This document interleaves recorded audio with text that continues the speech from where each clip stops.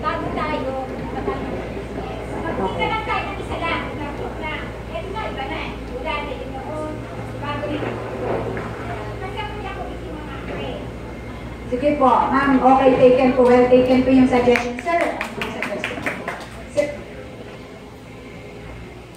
Ang suggestion ko, masama inalit ako. Kailangan na buhay, na nasa buhay subdivision, kailangan mamuhay sila doon sa standard. Oo. Kung gusto nilang mamuhay ng buhay squatter, mamuhay sila ng walang monthly dues. Di ba? Yes. Ngayon, kung i-implement natin to, ewan ko kung gugustuhin ninyo, kung magkakaisa tayo, sila yung magbukas ng gate. Ilagay natin sa pastel yung yung mga hindi nagbabayad. Ngayon, alam na nung guard kung sino yung hindi nagbabayad. Tapos, pag kayong nasa tricycle sila, hindi sila nagbabayad, sila yung magbukas ng gate. Di ba? Yes. Kasi kung gusto natin mamuhay ng buhay dito sa subdivision na pinagmamayabang natin, dito tayo sa Mountain View namumuhay, tapos buhay tayo dito, may ilaw tayo dito, may guard tayo dito, may nagkakat ng natin, may nagkakat ng mga damo, tapos di tayo nagbabayad ng may nahumulay ka ng basura, tapos nakikinabang ka doon sa mga lahat ng mga services na yun, hindi ka nagbabayad, kahiya-hiya ka, di ba? Kaya dapat i-implement natin yung strict implementation and reduce. Di ba? Strict implementation. Pag yun nagawa natin, yung ganong sistema, namumuhay na tayo rito bilang isang community. Diba? Isang community na in harmonious tayo namumuhay dito. Diba? Yes, ganyan ako. Mayroon akong office mate kasi na lawyer. Nakatira dito sila sa may malapit sa Ever na subdivision. Ganun nga ginagawa nila, nakalagay sa harapan yung mga hindi nagbabayad. Tapos siya nga mismo na yung nagpapadala ng demand letters sa Parang pwede mo nga talagang i-demanda yung hindi nagbabayad. Kasi merong deed of restrictions tayo. Pinirmahan tayo. Nung bumili tayo ng lupa dito, nakalagay doon, meron tayong obligasyon na magbayad ng basic services na ine-enjoy ng isang nakatira sa isang subdivision. Ma'am, sorry po. Sige, si Ma'am Hilda muna, sir.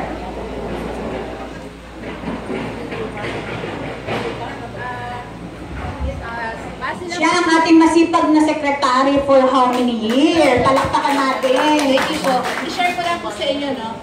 Pinag-uusapan niyang turnover. Nag-assume po kami na bilang officers ninyo. That was 2014. Kung ako po tatanungin niyo, personal opinion, I am for the turnover. Bakit po? Sa hinaba-haba po ng aming panunungkulan, every time mag-meeting po kami, makikilahok po si Philip Best, officer po nila. Ewan ko si guard, baka isumbong ako, paulit-ulit lang po. May sakit po silang turo dito, turo doon. Panibago na namang set up ng policies. Ito lang ang gagawin namin, ito lang ang sakop namin. Sinulatan na po namin ang presidente. Andiyan po si Mr. Tadeo. Yes, sinulatan namin ang presidente ng Philippines. Pero wala pong ipinagkaloob na response si Philippines. So kung hindi po tayo kikilos, maiiwanan po tayo. Sa hawak po ng Philippines na mga subdivisions, kawawa po ang Mountain View. So, parang sa pagkakatanda ko, nung minsan po maglagay sa bulletin board na nagkaroon ng nakawan, nagaling po si Philinvest. Pero ito lang po masasabi ko sa management po nila, may pagkukulang po kayo in the first place.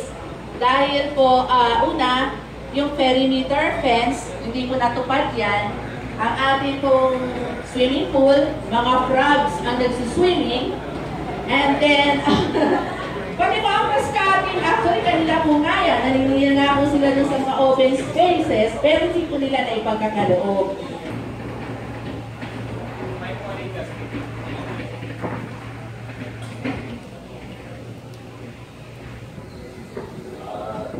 Good morning, ha. Sa akin naman opinion, it's about time na talagang self-manage na tayo. Yung ginawa natin clustering sa indication na we are self-managing, maging independent tayo. Kasi natutuwa nga ako, nagkaroon tayo ng clustering. Hopefully, mag-work yun. So, sa tagal-tagal, nung buwan nung nag-umpisa ako dito, ilang beses na rin akong naging officer. Matagal ng issue po yan. It's about time na let's manage yung subdivision natin. Kasi nga po, unang-una, sana, ang tagal ng ginawa ng CBA yan, ng cost-benefit analysis nila din. So, given our savings, given our collection, kahit na hindi 100%, but of course, we're looking forward dun sa clustering, mas malapit na tayo ngayon sa collection, malapit tayo dun sa mga alam na kagad kung sino yung babayad, given the CBA of the ring, the cost-benefit analysis. Tingin ko, sa start, kaya natin yan. But of course, may plan B yan. Plan A muna. Plan A, pupunin natin sa self-manage. Of course, sabi nga niya, sa kabila niya, meron tayong mga generated income. Ano-ano ba yung mga generated income? So, yung grass cutting, actually sinisingil tayo ng monthly dyan, pero hindi naman monthly, hindi naman nagka-cut dyan. Kung kailan lang tayo mag-request, saka puputulan yan. Pag summer, wala namang cutting dyan.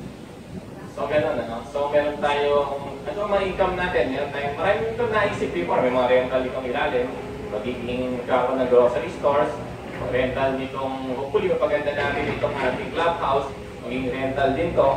At padala natin ang tarpaulin dyan, kunyari, ocean view. So, panoramic na lang. Actually, maraming plan para mag-generate tayo ng income. At ang plan B is to increase the dues. Pero hindi yun ang priority, actually. Hindi priority yung increase the dues. The monthly dues. Pag in-increase mo yan, siyempre, maraming usapan ka. Pero yun lang ang plan B. Ang plan A is to generate more income. And lessen, of course, our expenses. Tulad nung matagal naging sana, Billy Cluster, mag-present ulit yung tayo, sponsored street lighting. Kasi 24,000 yung monthly natin sa street light, di ba? So, pag nasabi na to, magkakaroon tayo ng kanya-kanya ilaw na it will cost. Sa computation namin, 60 pesos lang per homeowner kung magtatayo. Kesa parang ganda lang din po yan Kung may gate kayo, nilalagyan niyo ng ilaw, di ba? You have to share ng lighting. Tataas nyo ng konti, nakashare na kayo sa street. May mga ibang mga gate na dyan, 4 ang ilaw sa bakod Share nyo lang yung isa, itaas nyo. Tataasan natin ang lumens niya. Wala nang gastos ang sabihin. Kasi mahal po ang bayad natin sa Meralco. Per street light, we're paying around 550 pesos. So, may mga subdivision na dito, just like Casa Milan, meron silang adapt street light. 60 pesos lang ang additional cost natin sa bill. Yung personal bill natin sa Meralco. And yet, nakaka-save tayo ng, nakita ko, 24,000 naman. Which is enough to pay for the additional 2/3. Ganun lang po mga computation para sa tingin ko, kaya nung generating income.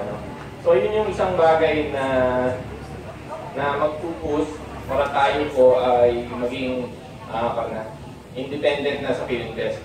Tayo na po ang mag-manage ng ating subdivision. Yun lang po. Pag ang maganda naman po, pag may naisip tayong ibang income generating, yung parenta dito, pag rent po to, magkano mag-rent ng clubhouse nyo? It's 5,000. Yung iba nga, pag nag-birthday, nag-rent pa dun sa Phil Homes. Di ba, Tony? Thank you, hanggang dito kami.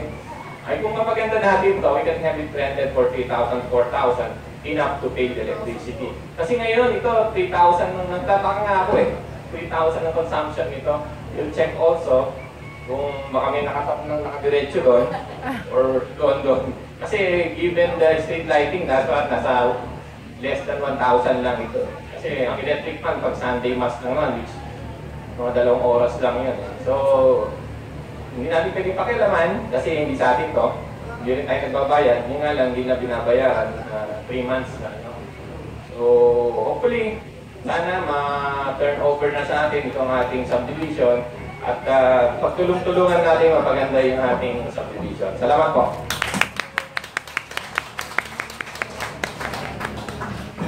Thank you, Engineer. Merong... Yes, Engineer Ayan.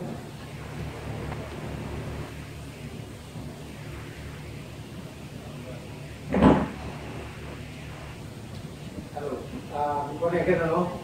Tungkol po ito dun sa sanction sa mga hindi nagbabayad, no? Noong mga nakaraang araw, plano na yan. Yung hindi pagkataas ng buong, sing campaign. Hanggang ngayon po, wala naman. Kung hindi natin na-actionan yan, kung kailan pa, matagal na po ang plano yan. Pero hindi nagaganap. Bakit? Wala natin gagawin yan. Dapat yun, hindi bukas.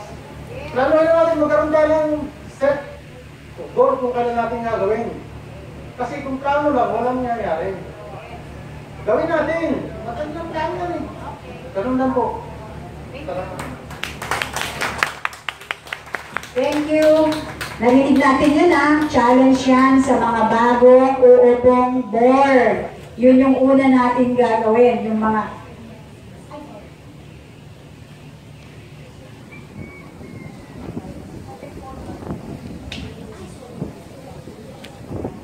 Good morning po sa lahat po. Opinion ko lang po, suggestion ko lang po ito. Para ma-impose po natin yung collection po natin since per cluster na po ang ano natin, dapat po bawat cluster yung collection po ng monthly dues bago i-submit sa pinaka-treasurer po natin. Yun lang po ang suggestion ko po para ano tayo ng collection po. Thank you. Hindi ko alam kung nasa-sense ko parang halos lahat gusto na magkaroon ng turnover. Pero ang medyo na-miss out po ako kanina, yung open spaces, yung bayaran ng real property taxes. Pero ang ginagawa ng karamihan, majority of subdivision sa buong Pilipinas, nasa batas po kasi yon na yung developer, i-donate niya yung open spaces sa local government unit, and then the LGU will maintain everything. Siya yung mag-aayos ng kalsada kung nasira, hindi naka-charge sa